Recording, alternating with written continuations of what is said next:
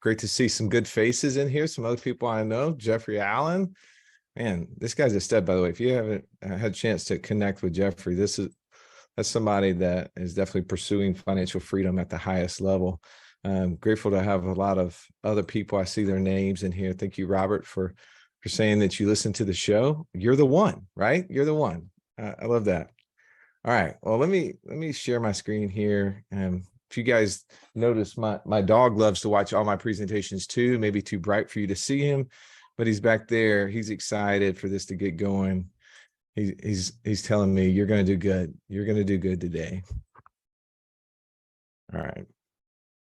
And so as I was getting ready to start off my day this morning, I have this calendar that sits on my desk, and it made me think of asking you this question as we start. So if there was a guaranteed formula that would put you in a position where you were financially free to do whatever you wanted to, whether that would be to pursue excellence in another career, maybe it would be to open a new business, maybe it would be just so that you would no longer have stress in the career that you're in and can do it to your fullest potential. Like if that was available to you, if I could give you that one thing over the next 45 minutes that we're together, would you feel like this 45 minutes was a success for you? So just so I can have a little interaction, if you would just put a 1, if that would be an amazing thing for you to get over the next 45 minutes. Yes, perfect. Normally I do all my presentations with my business partner, Joey, and at least he will respond. So thank you, Catherine. Thank you, Nikki, Derek. Thank you. Double, like 5 1s. All right, perfect. All right, so I need that. I need a little participation here. So on my desk sits a little calendar, and it tells me the date, and it always gives me a little funny from Peanuts. I don't know if you guys were Peanuts fans, but that was something near to my heart. So Sally is sitting there doing her homework, and she says, apples, oranges, pears, who cares? And she storms off to go see her wiser, bigger brother. If you'll help me today, Charlie, with my homework, I'll be eternally grateful. Charlie says, fair enough. I've never had someone be eternally grateful to me before.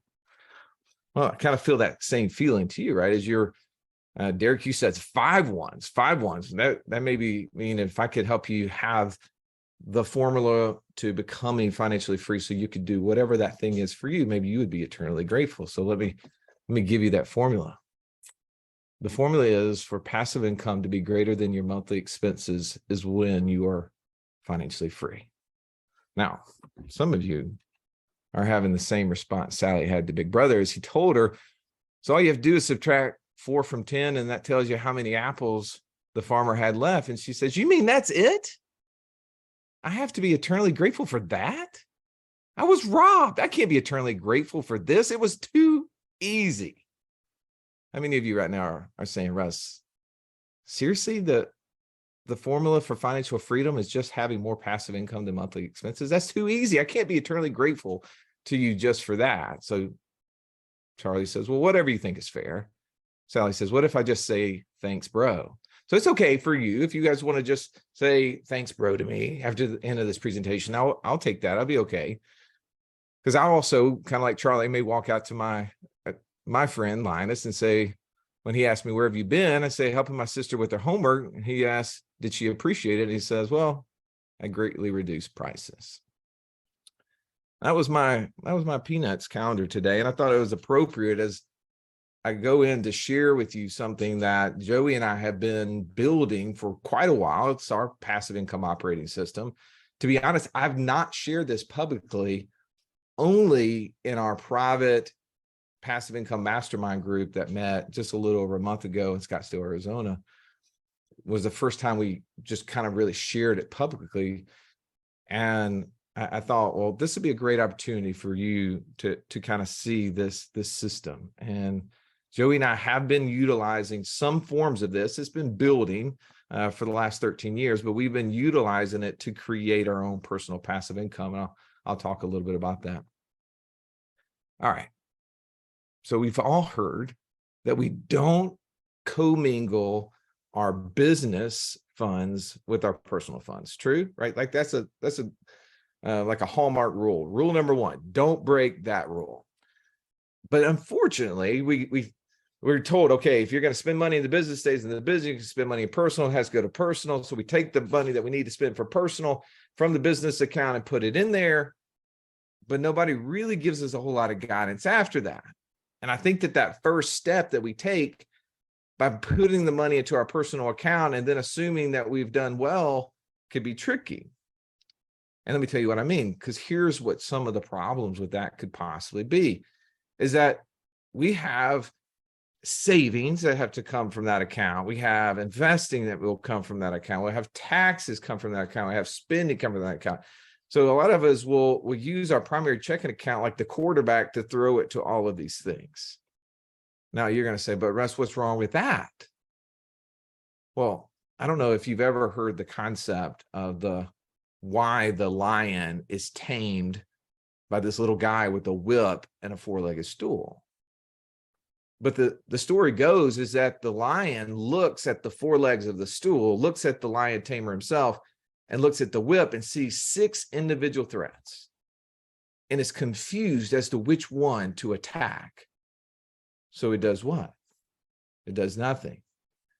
I think that's a lot of times what happens to us. We sit there looking confused when all our money's in one account and we're trying to make all of these different decisions. We're trying to decide, well, how much money can I save in 2023, right? How much money am I going to be able to invest? I know I've got that ski trip coming up. I know there's going to be the tax bill that's going to come due in April. How much money can I allocate to these different things? Now, in our world, we use as a savings tool this concept of infinite banking. Now, Aaron was talking a little bit about this a second ago. And so as we put money in cash, we put money in cash value. Well, really quickly, just so I have a lay of the land, give me a 1 in the chat that tells me if you're utilizing the infinite banking concept. So that way I'll know, I'll know who in here is doing it, and it'll make more sense for me to say, okay, let me give some clarity for all those. So just Robert and Jeffrey, only 2 doing it. Oh, okay, Catherine, you haven't yet. All right. Thank you, by the way. I'll make sure I explain a little bit about this, because I built this operating system for me, not for you. So I'm going to have to make some adjustments to help you understand what I do. So what we do is we see, all right, well, we get our money in our primary checking account, and many of us are trying to save somewhere, right? So for the 4 of you who are using whole life and policies to put your cash in, like when the premiums come due, you got to save. But if you don't know exactly how much money we're going to spend throughout the year, how much money we're going to invest, what the tax bill is going to be, what does it do? It causes us to save too little. Well, another problem with putting our checking account as the main hub for everything is that we don't know how much to invest either, right? So when we invest too little, what happens? We produce not enough passive income. Now, a second ago, I gave you the eternally grateful formula that you could become financially free, right? Which was passive income being greater than monthly expenses. So if we're not putting enough money in investments to create passive income streams, then we're not going to be financially free. And that means we're going to stay frustrated, working longer hours, wishing that we could do other things, wishing that we were free from constraint, but not able to pursue excellence because we have put ourselves in a position of having to work, not being able to work. Make sense? So what's another problem, though, with using this primary checking account as the main hub for everything that we're doing? Not only are we using it to save out of, and we're using it to invest out of, but where do we end up putting back those cash flows? So if I've invested into a short-term rental, I've taken it and bought a single family property, and I got the rent coming in, we're putting it back into that primary checking account. Now what happens? Well, everything starts to get smaller, except what? Except our spending, right? Our spending is going to continue to grow, because when that money's there, the first thing that comes out of that account every single time is for us to pay someone else. the savings and investing, those are always after. That's always whatever's left, right? And I've seen this so many times. I was a financial advisor from 2004 to 2011 when I finally just said, no, I'm not going to do that anymore, and got out of those licenses. But I've seen so many financial statements. I know that this is true. And what ends up happening is the more we spend, the less now we start to save, the less we start to invest. So they continue to get smaller and smaller, which is getting us further away from financial freedom. That's right, Constance. We want to pay ourselves first, not last. But we have all of these different things, and it's not that we don't want to save. It's not that we don't want to invest, but we have these question marks, like how big is that tax bill actually going to be, right? We just passed October 15th. Many of you on here self-employed who extended your taxes, you are waiting eagerly to find out from your accountant, did you guys estimate correctly? How big was the check that you were going to have to write, right? And because of that, it prevented you from saving and investing more throughout the year because you knew I needed to hold back. The last person you want to owe is the government because they'll come and take everything. True? Of course it is. We don't want to end up behind bars. And so there's ways that we put our cash behind bars, because what do? We take the cash and we stick it into an account every quarter to pay that quarterly tax bill. If we get a chance, remind me in our Q&A, and I'll talk to you about ways that we actually can use the government's tax dollars to help us. I'll show you if we get a chance. So we got to understand how all this works. Well, for the few of you guys who are using the infinite banking concept, that's where they're using life insurance policies for everybody who's not doing that. And they end up using those life insurance policies to buy things, buy cars, buy boats, buy lake houses, buy liabilities, right? A lot of times they're not buying assets, they're buying liabilities. And what I've noticed over the years is that as that time happens, we don't have enough money, or we're nervous about what to do with our cash because, hey, I got this investment opportunity I want to make, I got this tax bill I want to do, got the private school tuition coming up. And so we don't end up paying back those life insurance loans. And so those end up growing and reducing our access to cash. These are all major problems. There's a phenomenon out there that I think will put some of this in context. For those of you who are scuba divers or pilots, you'll probably get this, and forgive me for not maybe explaining it perfectly, but this is my basic Alabama understanding, that spatial disorientation is when we have lack of visibility, lack of vision on whatever it is. If we are a pilot, we can not know if we're upright in the plane or if we're banked and we're turning. That could be an issue if we were trying to land, wouldn't it? If we are a scuba diver, it could be where we don't know, is that up or is that up? That could be frightening. When we don't understand, we have lack of vision, lack of visibility into what's happening. We've clouded all of our funds together into this personal account. It creates confusion. It doesn't create clarity. It doesn't create the opportunity for us to go fast. It does exactly the opposite. So what's the solution? What do? You got me in pain, Russ. Tell me what's the way out. So I'm going to give you guys a very zoomed out approach, because I think too oftentimes we're zoomed way in, and that's why we're missing it. So I'm going to zoom out a little bit, and I'm going to try to cover these 4 areas over the process and give you just a quick visualization of how I've built this passive income operating system to take active income and turn it into passive income, and do it in an automated way that allows me not to exert mental energy, not to be like the line, confused, not knowing what to do, but to be able to go fast. Is that good? Are you guys interested in this at all? If not, I could completely stop and I could just talk about Joey for the rest of the show. All right, perfect. Thank you, Liz. At least one person's interested. So step 1, what do? We take business income, active income, we get it across the line into our personal account. That's easy, right? Every one of us knew to do that. But here's the one thing that many of us have missed. And Mike McCallowitz, we've had him on our show before, lots of great books, but specifically his book, Profit First, talked about this. Or if you're in our community, you've watched Eric Hudson's Automated Budget, talks about having an income account. Well, what's the benefit of an income account? The one thing that we struggle with when money comes into one account, we're stuck trying to divide it up and trying to think about all the different hands that are out to get some of that money. And so it robs us of the ability to see what we really need to do. And we end up being like Milton from Office Space. I'm sorry, my GIF's not working for some reason today. I'm looking at it on my other screen. But you remember Office Space. You remember Milton sitting there having to pass off the little cakes to the different people.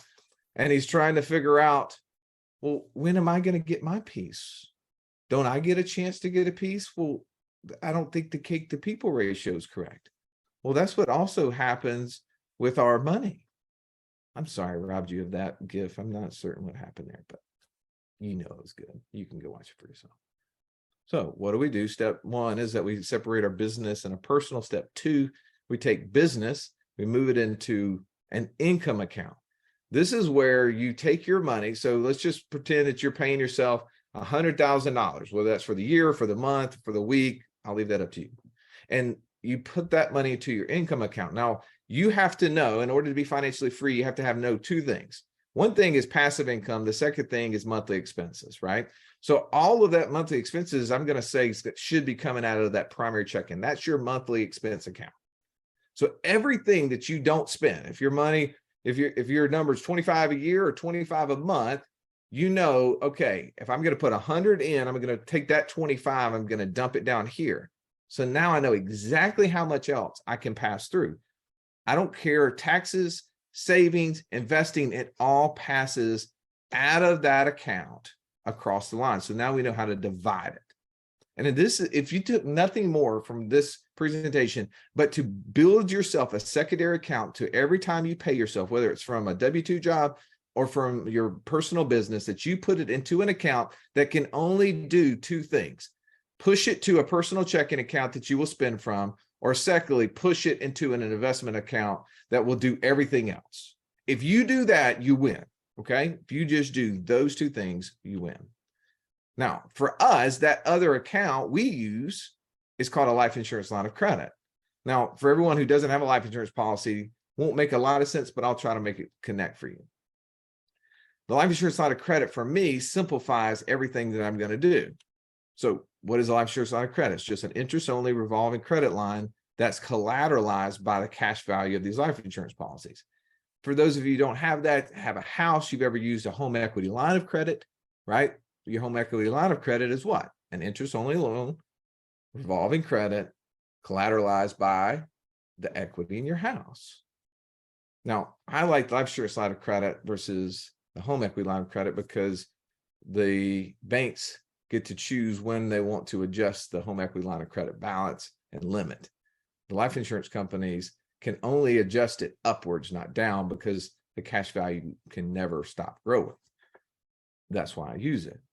So let me simplify this for you. Let's just pretend that I have $2 million in cash value. Now, just so you know, I have 26 whole life policies on 13 different people. So many different ways that I'm using these, but it can be confusing for me to have all of this stuff and trying to figure out when I'm going to take loans. So I took a life insurance line of credit for me to simplify it, to make the confusion less. So I take all these different insurance policies, I collateralize them, and I put them in one line of credit. Well, now what does that do? It allows me to flow the money better. So step 4 in this process was flowing the money, right? Getting the business and personal stuff set up, creating an income account, creating a line of credit, now flowing it to where it benefits me. So I'm going to show you what I mean. So take the business income into my income account, take them out for personal expenses, I send them down there. Everything else flows over here to this line of credit. Well, then I can save out of it. Then I can invest out of it. Then I can take the passive income and comport it back in there. Then I can pay taxes out of it. Simplifying my life, never having to worry about all the different stuff. Now, if you're an analytical, you're saying, show me the money. You're saying, show me how this works. Show me the benefit of it, right? So I'm going to show you that.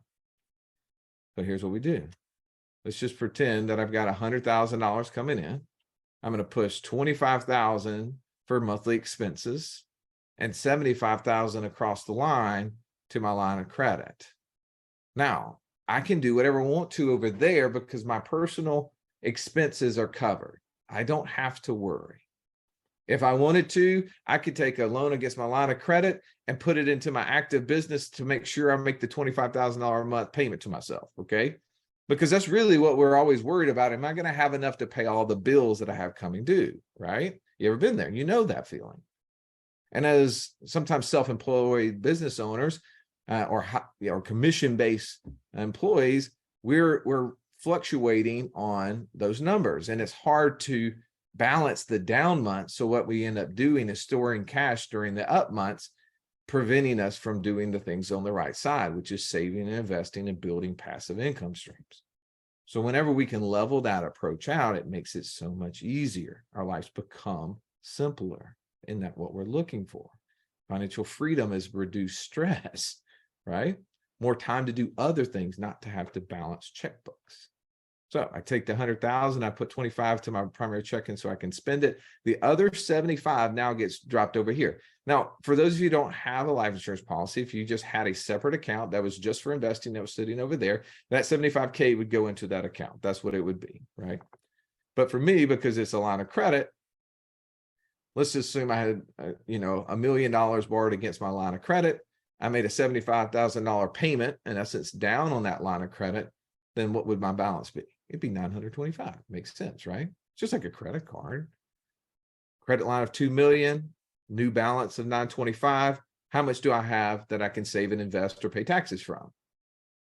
1,075,000. I know this is easy. You don't have to be eternally grateful for me to do that quick math for you.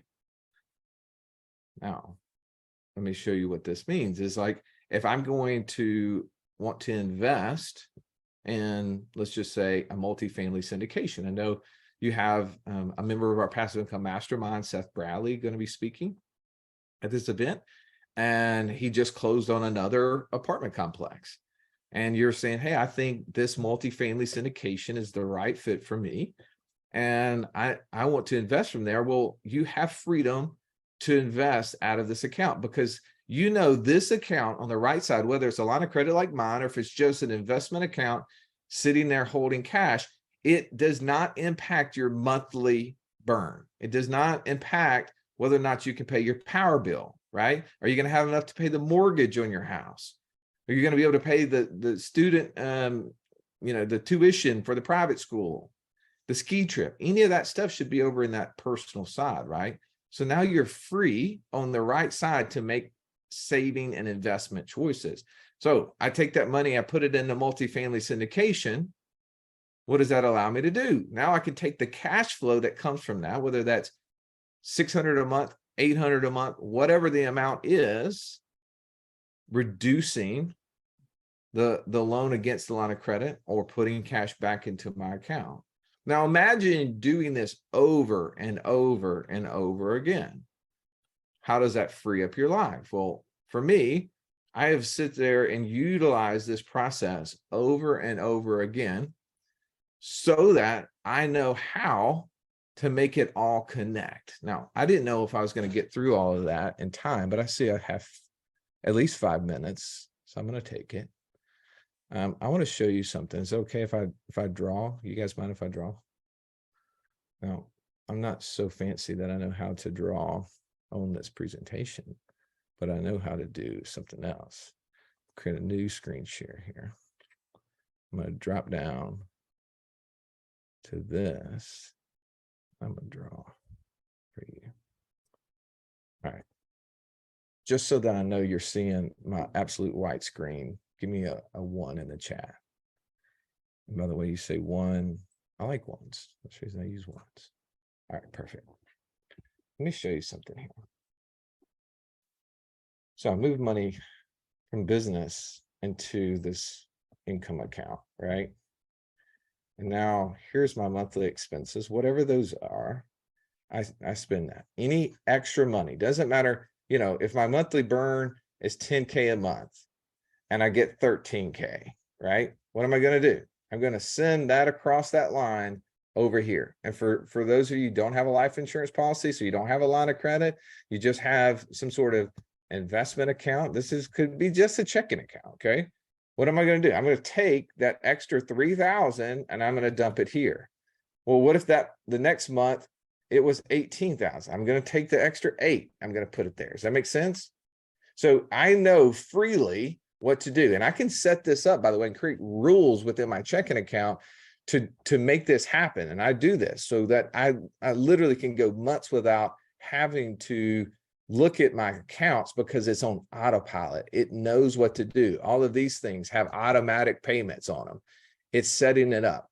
All I do is I look at those balances when the thing comes in, and as long as it's not crazy out of line of what it should be, because I know what those balances normally are for my credit card, my wife's credit card, or whatever, I know that I've set up a margin enough, big enough, whatever this number is, to cover it. So everything else is going to sweep over here, simplifying my life, freeing me up. Well, I said a second ago, I like to use the government's money as much as I possibly can. So I have a tax bill over here. And let's just pretend my tax bill for the year is 100K. And, you know, instead of holding that money in my personal account, which is what most of us do, I push that money over here and I utilize it the whole year. Now, because I'm using the life insurance line of credit, right? There's an interest rate. It's a loan, just like your home equity line of credit is, your credit card, any line of credit you have, there's an interest rate. Well, I'm just going to say that interest rate is 5%. Well, by not paying these quarterly taxes out of here, which is what most of us do. And by the way, I'm not giving you tax advice. I'm not telling you to go do this. I'm just showing you what I do. So instead of taking the money and paying it here, I take the penalty and put it over here. So what I'm doing is I'm reducing my 5% by every payment I make over there. Now, my accountants have told me, Russ, by the way, if you do this, just know if you will pay your taxes by April 15th of the following year. So for instance, for this is being 2022, if I pay my taxes by April 15th of 2023 for what was due in 2022, because I didn't pay it quarterly, I'm going to owe a penalty, and that penalty is roughly 2%. And they said, are you okay with that? And I said, well, of course I'm okay with that. Because what am I doing? I'm taking the government's money and I'm reducing the interest rate I'm paying on my line of credit. Because what have I done with my line of credit? Well, multiple things. I've saved it over here and created cash value. But more importantly, I've also gone over here and bought assets that are producing passive income, right? Now, again, I'm not trying to play the game of, arbitrage between the 2% and the 8% I'm earning on my money, because I'm not going to probably have all that money back before the tax bills due. But what I am doing is I'm arbitraging between the 2% and the 5% by reducing the cost of money I'm using to invest from, so that when it comes time to pay the taxes that come due, then yeah, I'm going to take a loan. And what have I done? I've saved 3% on that $100,000 over a 12-month period of time. But also what happens is, and I just made an investment 2 days ago, November the 16th. I made a $100,000 investment into a real estate deal that's going to give me a little over $500,000 deduction on my taxes. So at a roughly 40% bracket, what will that save me? About 200,000, right? So I spent 100 to save 200. Do you see what I just did? I used $100,000 that was the government's money to make an investment into a piece of real estate that now is going to save me $200,000. So I not only wiped off that, but I added the extra 100,000 into my net worth and bottom line. I wouldn't have been able to do that. I couldn't have made that investment on November the 16th if I would have been paying my quarterly taxes on January 15th, April 15th of this year, July the 15th of this year, October the 15th of this year. You with me? That money would not have been available. I couldn't have done that. So I love utilizing a system like this to help me be able to not only go fast, because I don't get stuck mentally trying to figure out how much I have coming out. When will my premiums be due for my life insurance policies? Can I make those premiums? So when all those premiums come due, and I pay large six figures in life insurance premiums. So if you're into that sort of stuff like I am, when the premiums come due, I make the life insurance premium here. And as this cash value grows, then so does my line of credit because it's collateralized against it. So I know these are a lot of maybe new terms to you, and some of this may be a little out of context, but to me, I just thought, hey, I have a chance to teach you something that maybe you haven't heard before that could give you a visualization and to how to create passive income the better. So just for those of you not, I'll end right after this, is we've used this approach to build our own personal passive income. So this is right off our website screenshot, where we show each month what we produce in passive income. And these are not our active incomes. These are things that we don't operate and actively work in. This is what it's allowed us to do on a monthly basis. Hope that's helpful. So really quickly, before I answer questions, you have some. Will you take my 4-question survey? Is 20 seconds, 30 seconds tops. Just tell me how I did, and then I'm grateful to stop sharing and answer some questions. Sound good? All right, please screenshot that. 4 quick questions, and then I'll jump into the Q&A. If you will, just put another 1 in the chat whenever you've done it, just so I'll know. And by the way, I know some of you are like, hey, can I have your slides? If you take a screenshot of the survey, I think that's the first thing we tell you, is that we'll send you the slides. So Liz asked, what is the best way to get in touch with me? Here's the thing that we built. We built an online community. Many of you already are a part of it, but for those of you who are not, I'll just visualize it for you. We built, it has about 7,000 members. It's off all the social media channels. It's its own app. You can go into the App Store and type in Wealth Without Wall Street and get access to it. But inside of that app, inside of that community is where I live. If you go on social, you'll be like, is this guy actually social at all? Because I don't spend a whole lot of time posting on Instagram and Facebook and things like that, but I do spend a lot of time inside of our community. So if you want to link to that community, I just put that cell phone in there. We'll text you a link within that survey, but I'll visualize it for you so you can see what it is. Our community may look like a lot of the social media channels that you see, with a feed that talks about everything except cat memes and political rhetoric. We are focusing in on how to become financially free and everything around it. We've built courses in there around the subject of the infinite banking. Some of you guys are asking about that. Hey, how do I figure that stuff out? Lots of people want to know how to become a better investor. We have courses around investor DNA, short-term rental courses, the automated budget that I was referring to, how to pay down taxes, all of those sort of things, as well as this is where our masterminds live. I've always said the best way to becoming financially free is to be around other people who are doing it and have done it. Stop getting opinions, start taking experiences. When your goal behavior is the average of the normal behavior and the people that you're surrounded by, you level up really quickly. So we have two mastermind groups, our inner circle and our passive income mastermind. So anyway, if you join that community, if you put your phone number in there, I'll text you a link. Then you can go over here and literally DM me. And I do respond to my own personal DMs. I don't have a virtual assistant that does that for me. I enjoy responding. So grateful to have you connect with me there. So, all right, I'm going to stop sharing and open up for Q&A. Not certain exactly how you guys want to do that, but feel free to let me know what could I do? So is this good for Canadians? Jay, yeah, love that question. I have, we have actually a Canadian in our passive income mastermind, and he utilizes this system. And yes, it does work, and something that would help for you. QR code is not working for me. Did anybody else have that problem with the QR code? I just saw that. Sorry about that, Katrina. Totally. All right. Check that link and see if that worked for you. All right. Who has questions? I'd love to take the next 5 or 10 minutes, however long we have to help answer questions around this. All right. So Catherine asked, I had to hop in my car, switch from computer to my phone. Might have missed this, but did you say the vehicle for doing this is whole life insurance?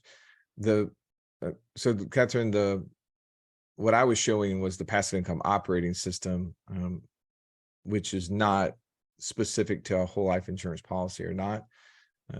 The whole life insurance policy is how I expand my system. So I think I'm showing my screen. Am I still showing my screen, Jeff? Thumbs up with the operating system. Great.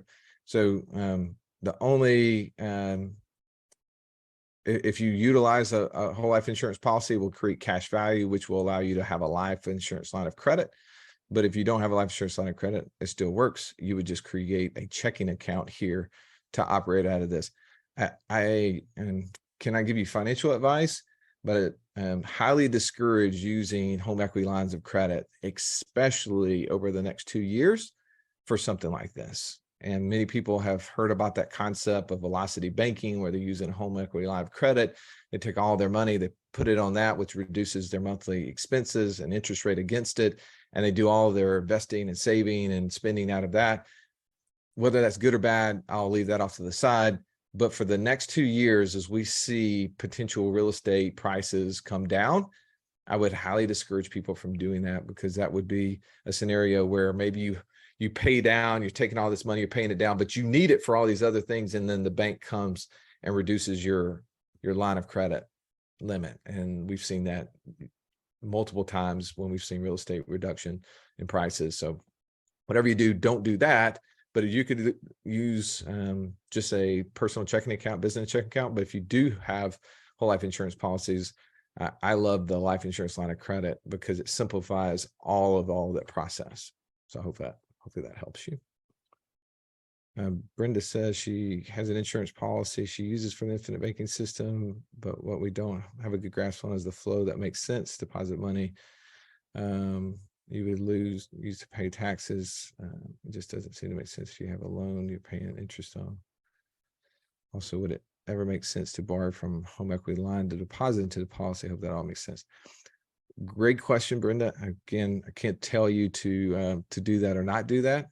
There are plenty podcasts that we've had people on our show that have talked about ways that they funded their systems, whether using lines of credit and whether using 401ks or IRAs. It's a very individual situation.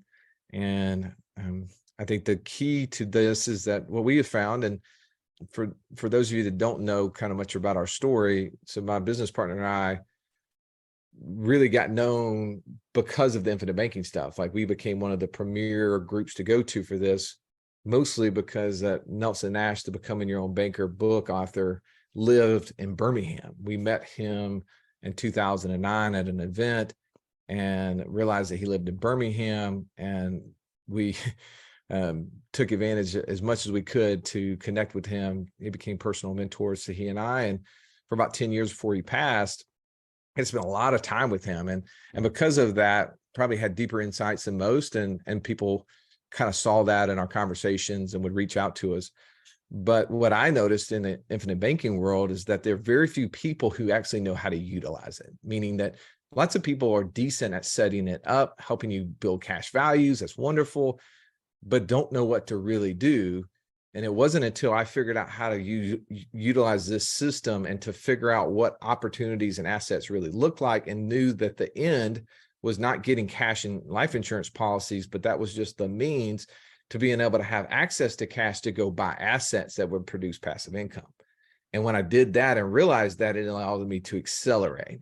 So for me, and probably for you, Brenda, it's that's confusing because probably whoever helped you set it up personally didn't understand that because they weren't doing it either. And I know that because personally I wasn't doing it for a long time. I was just building lots of cash. But once I started figuring out what actual financial freedom looked like, then I realized I needed to take that cash and build streams of income. And so when I did that, then it started unlocking all of these ways to do it more efficiently and enhance it. Robert asked, would the policy need to be owned by the business? The answer to that, Robert, is just, it depends. In the situation I was showing you here, I was dealing with personal stuff. So wouldn't necessarily need to be owned by the business, but there's plenty of situations where it could be. That would be a deeper question. This is why an insurance line of credit. Can you talk more about that?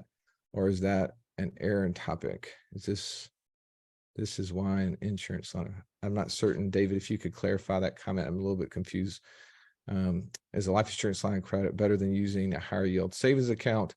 I don't think that's a fair comparison, so it'd be hard for me to answer that perfectly, Jamie. I have cash values that are better than a high yield savings account, which now we can actually use that word higher yield savings account, right? Because they didn't exist until the last 6 months. But our life insurance cash values are growing at a greater rate. And so because of that, I use that as my cash storage place, and I use the line of credit as just or collateral against it. And it simplifies that. So I'm able to always be collateralizing and compounding on my money. So I would say so.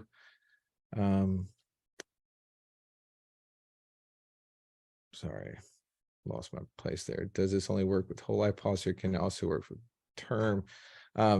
It only would work, Jay, with a permanent life insurance policy. Term insurance has no cash value, so would not be something you could use it with. So does what you explained work well when you have a large cash balance in the account, not when you're not new and building, then you would have a chunk in there you can borrow from. So Brenda, you have to have cash value in there. And I think that was one of the key points I wanted to show early on. And I think maybe, I don't know if you were the one that said that you were transferring it from a car, but what I knew and what I saw personally is that people were not saving as much. They weren't building their cash values as great because they were limited to how much they could deposit because of the mindset of wondering what was going to come due next, right? Like, oh, I got that tax bill. Oh, I want to make that real estate investment. Man, I'm not certain how much we spent for, Christmas this year. And so we end up saving a lot less because we're timid of what's possible. And whenever I freed my brain on, I can push the exact amount of money I spend on a monthly basis to that primary checking account, and I can take everything else and push it across, then it opened up the door. Now, again, this is advanced level stuff, but then when you start building assets, you start building businesses, start building investments, you start to see, well, that there's going to be an exit from these at some point. And what I realized for me is that I built up millions of dollars of cash value, and I had, $1 million in loans against them. But all of my businesses, and again, I use numbers not to impress because many of you probably have way more money than I do. I use numbers just to give examples. But I realized my businesses are going to be worth 10 times the amount of loans I have.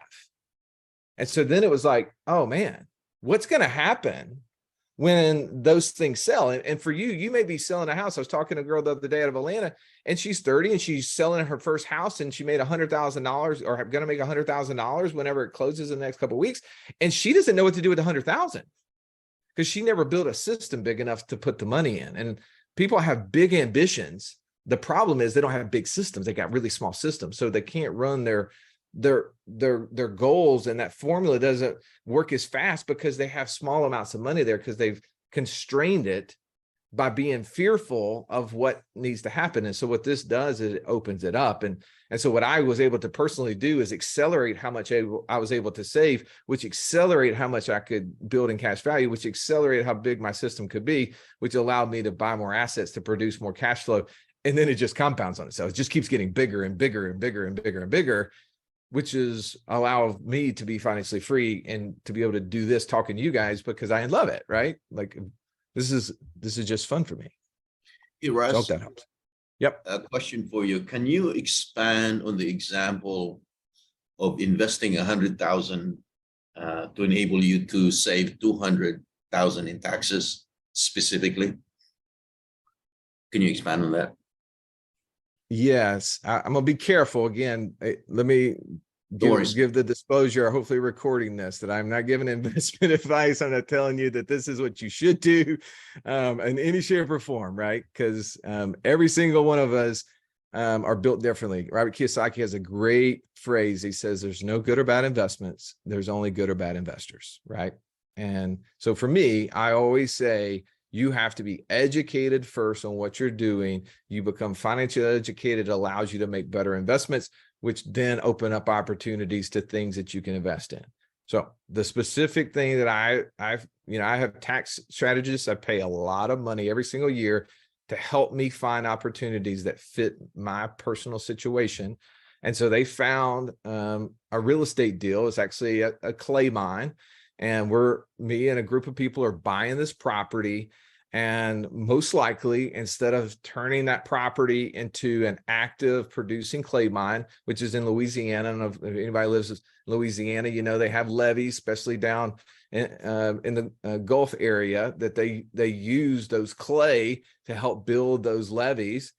And that's one of the neighboring properties has been doing that actively. Most likely, though, we're going to conserve that property so that it'll never be used for a clay mine, which is beautiful. It keeps green space.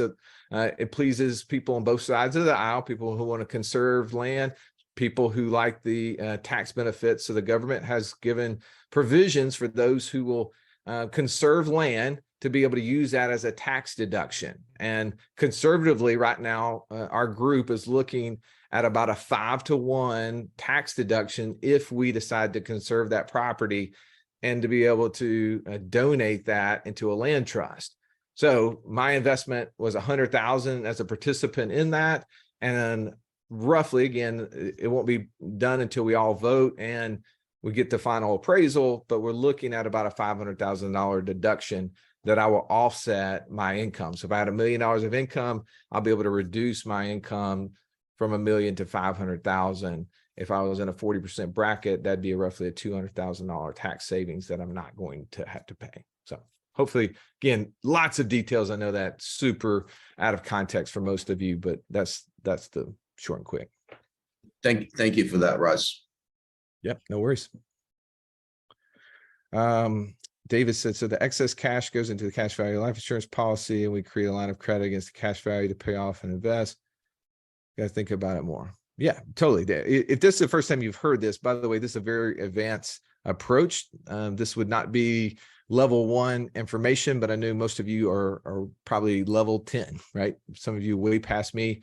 Jeffrey Allen on here is one that I know has expounded upon this and utilized things like this. Thank you so much for having me on. Anybody else have any questions? I don't want to take away from the next time. I know you guys are about to break.